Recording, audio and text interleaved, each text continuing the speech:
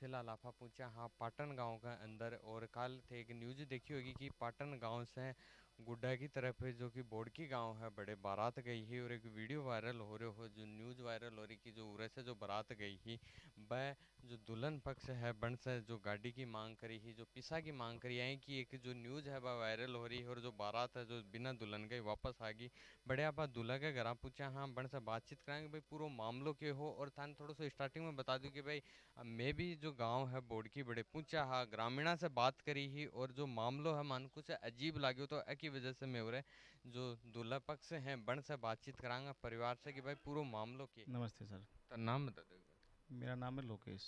ते दूल्हा का क्या लागो बायू। भाई लागो। तो एक की जो कल एक न्यूज़ है जो कि वायरल हो रही है कि भाई जो थारे उरे से जो बारात गई ही बोडकी गांव भाई कि भाई गाड़ी की पिसा की जो मांग करी है वो के मामलो है। देखो ऐसा है कि साहब जो ये न्यूज़ चाली है ना, ये न्यूज़ के कारण ही हम थाने ये न्यूज़ दे रहे हैं। नहीं तो हमारी इच्छा कौन थी कि हम थारे सामने मीडिया के सामने आवा और लोगों ने बतावा कि साहब यह घटना हुई है, क्योंकि इज्जत देखो उनके भी है, इज्जत हमारे भी है। वो इज्जत का चक्कर हम 2 दिन से चुप था। लेकिन जिस हिसाब से ये लोगों के सामने फॉर्चूनर की डिमांड, रेसी की डिमांड ये रख रहे हैं, 5 लाख का चौड़ा मांग गया, ये 51 हज़ार मांग गया, और वो ये सब बातें झूठा है। एक मैं तारे बीच में बात काट के बताना चाहूंगी मैं भी गांव पूछा हा जो बोडकी थे बारात लेके गया हा। मैं भी तार से कुन संपर्क करता लेकिन जो मामलो है माने भी एक अलग मामलो लाग्यो कि भाई जो गाड़ी को जो पिसा को मामलो है। मैं परिवार से भी बात करने की कोशिश करी लेकिन भाई सामने को ना आ रहा हा। और जो ग्रामीणा से बात करी तो बन से थोड़ा समझ में आया कि ये मामलो गाड़ी को और पिसा को नहीं अलग ही मामलो है। तब जाके मैं तार से संपर्क करूँ। बिल्कुल। उसके गांव के काफ़ी लोग आपको शायद मिले भी होंगे, और उन्होंने इस बात को मना भी किया होगा कि ये फॉर्चूनर या पैसे वाली बात ऐसी कुछ नहीं हुई। जी। उल्टा उन्होंने हमारे से पैसे लिए हैं और बंधक बनाया है।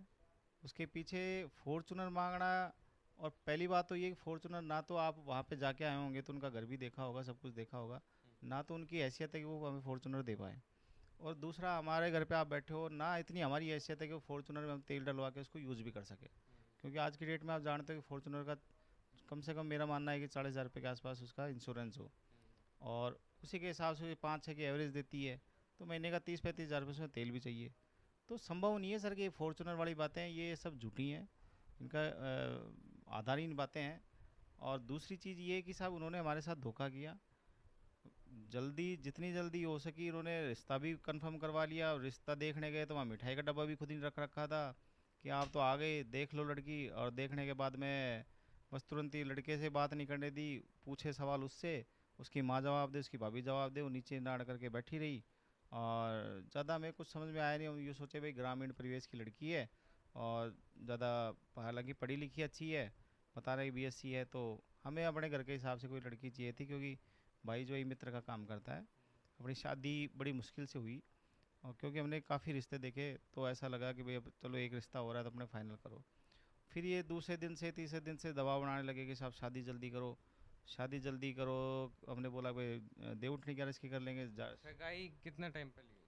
शादी लगभग हमारी सगाई, जो सगाई नहीं सर, रोका हुआ था, ओनली मिठाई का डब्बा दिया था, और बस 2100 रुपये दिए थे उन्होंने, एक मिठाई का डब्बा दे के 3100 रुपये दिए थे। और जो भी गए थे हम 2-3 लोग, उनको 200-200 रुपये उन्होंने तिलक दिया था। इसके अलावा वहाँ पे कुछ नहीं हुआ। और फिर बोले हम सगाई का प्रोग्राम नहीं करेंगे, हम तो सीधी शादी करेंगे। ठीक है। और फिर अब ये जो शादी का जो कार्यक्रम के लिए दबाव बनाने लगे कि साहब शादी फटाफट करो। हमने बोला भाई सर्दियों में करेंगे। फिर वो ये कह रहे हैं कि साहब सर्दियों में लड़की की माँ के गठिया बाय है, और इसकी भाभी के जो है थोड़ी सर्दी की एलर्जी है।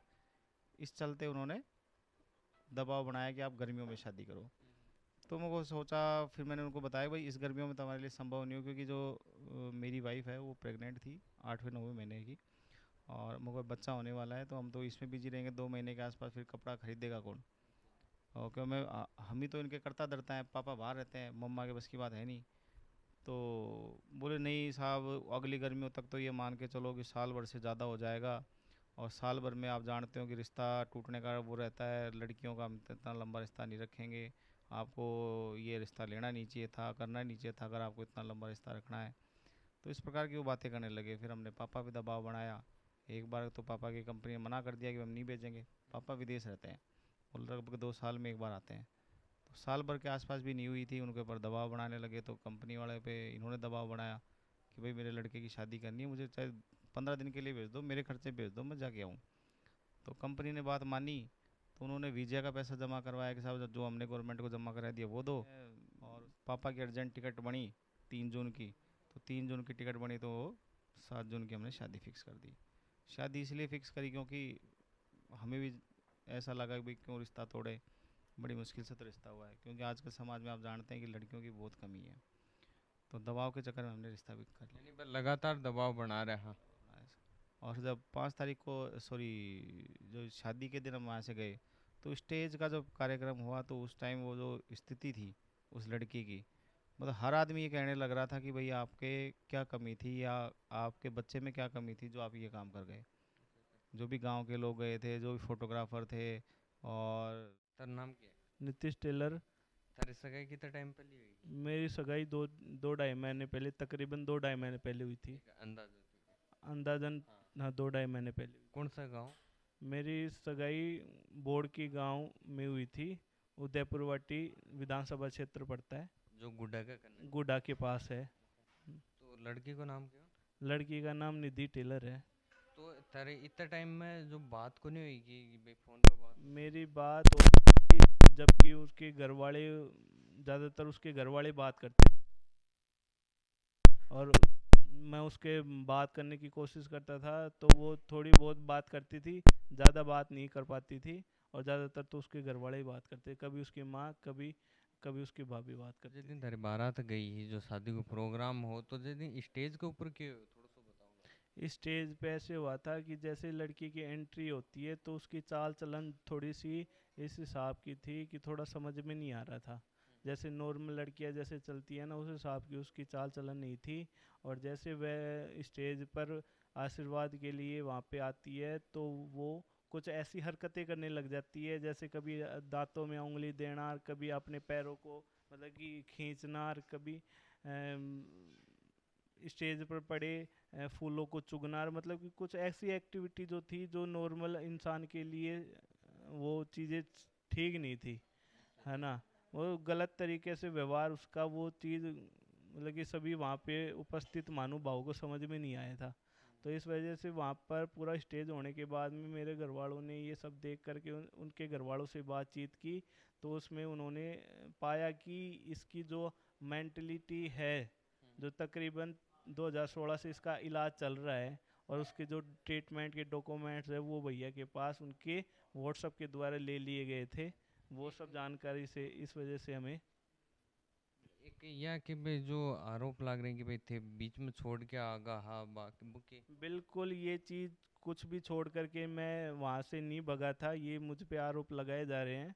जबकि मैं वहाँ पर उपस्थित था, और वहाँ पर उपस्थित इसलिए था कि क्योंकि भैया को वहाँ पे, भैया को और मेरे जो परिवार के फूफा जी हैं, मेरे जिया जी हैं, उनको बंदी बना लिया गया था।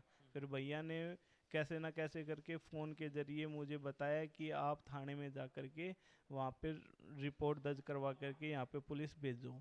तो वहाँ पे फिर मैं गुड़ा थाने में जा कर के और वहाँ पे रिपोर्ट करवाने की कोशिश की, तो तब वहाँ पे लोगों ने पुलिस वालों ने कहा कि आप एक काम को बगैर एप्लीकेशन दिए हम वहाँ पे चले जाते हैं, आप यहीं रहो। मैं वहाँ पर, मैं, मेरा ड्राइवर और दोनों फोटोग्राफर वहीं पर उपस्थित थे।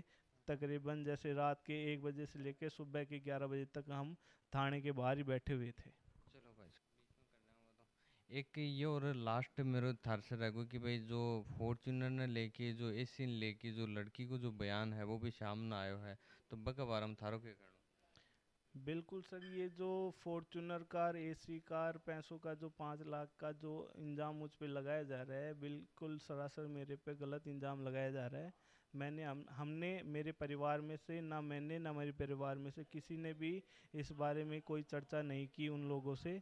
और ना ही हमारी ऐसी मंशा थी कि हम उनसे फॉर्चूनर की डिमांड करें, ना पैसे की डिमांड करें। हम तो एक साधारण इंसान हैं, साधारण परिवार से बिलोंग करते हैं। ना हमारी इतनी सोच है कि हम 5 लाख रुपए फॉर्चूनर की डिमांड करें।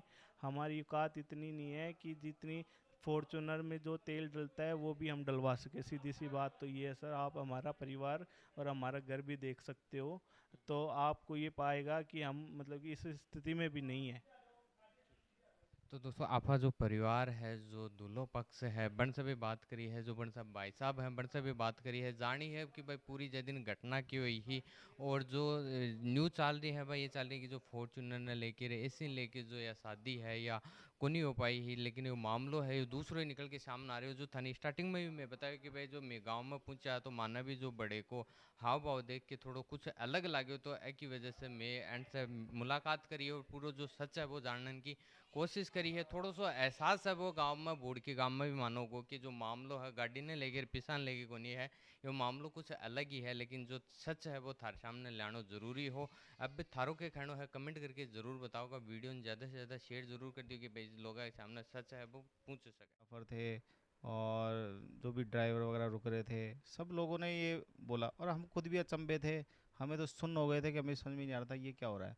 लड़की स्टेज पे आ रही है तो अजीब हरकत कर रही है, और हाथ को यूं कर रखा है, कोई पैसे दे रहा तो यूं कर रही है, नीचे गिफ्ट दे रही है तो गिफ्ट गिर रहा है, मुंह में अंगुली दे रही है, फूल चुग रही है, इस टाइप की बातें करने लग गई वो।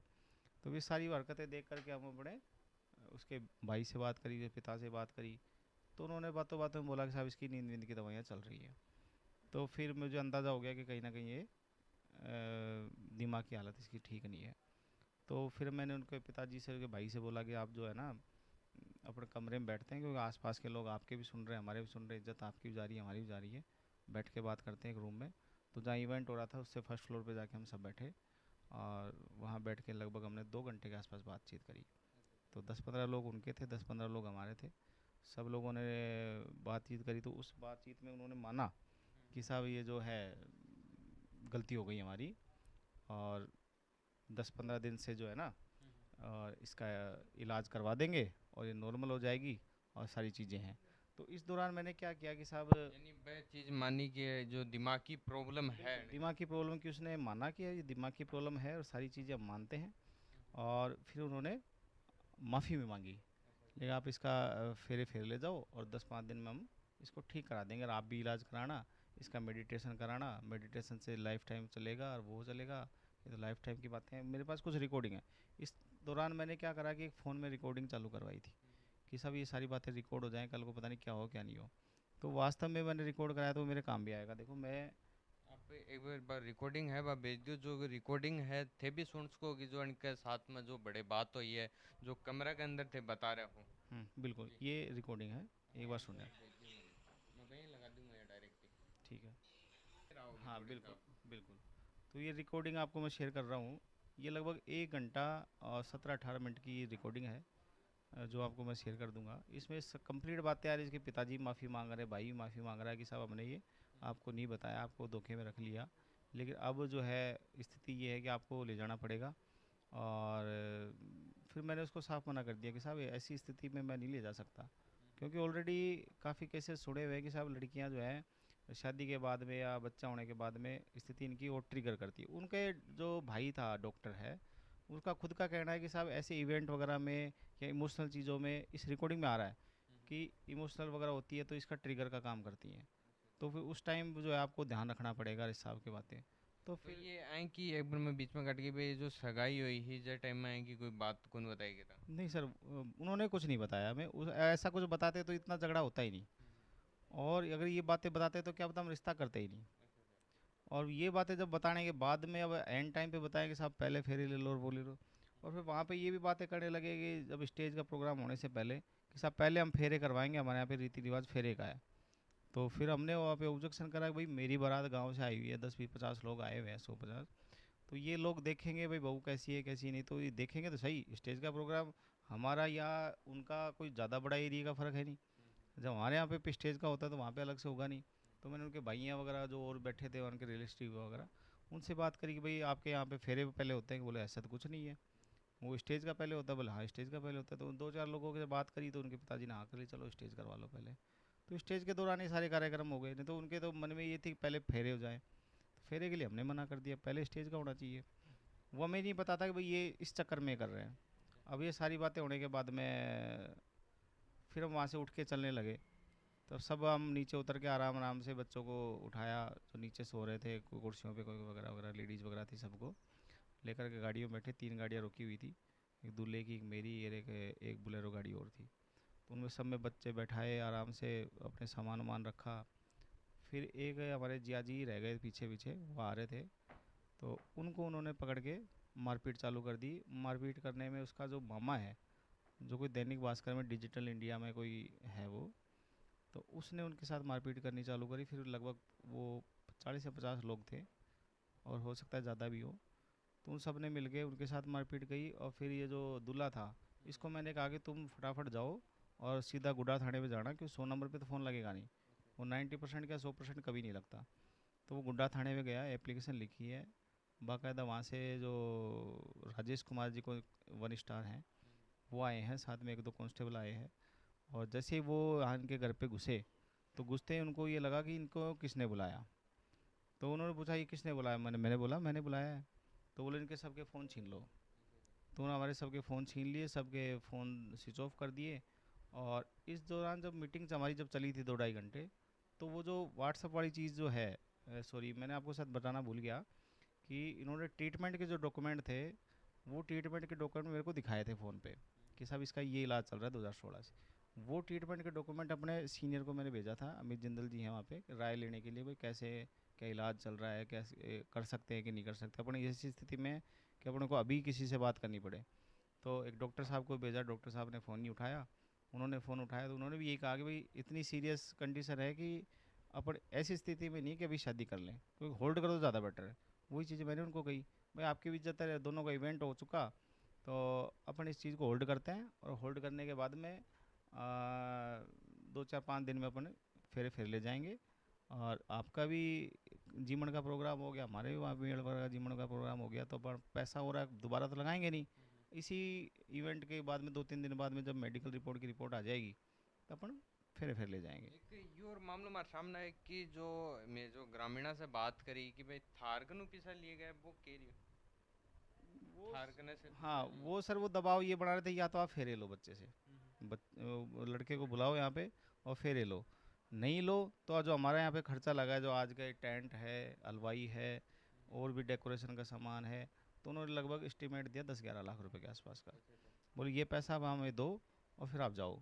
तो हमने उनको मना कर दिया कि हम एस्टिमेट आपने बता तो दिया, हम क्यों दें, क्योंकि गलती हमारी नहीं है, जो गलती है वो भुगतेगा। और आपको तो चाहिए कि तो जो हमारे यहाँ पे खर्चा लगा है, जो आज का टेंट है, हलवाई है, और भी डेकोरेशन का सामान है, तो उन्होंने लगभग एस्टिमेट दिया 10-11 लाख रुपए के आसपास का। बोले ये पैसा आप हमें दो और फिर आप जाओ।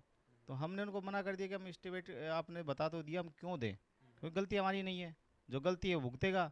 और आपको तो चाहिए कि मेरा जो खर्चा लगा वो भी दो आप। तो मेरी बात जायज़ थी, पर वहाँ पे कोई मानने वाला नहीं था, क्योंकि सारे ग्रुप 40-50 लोग उसी के थे।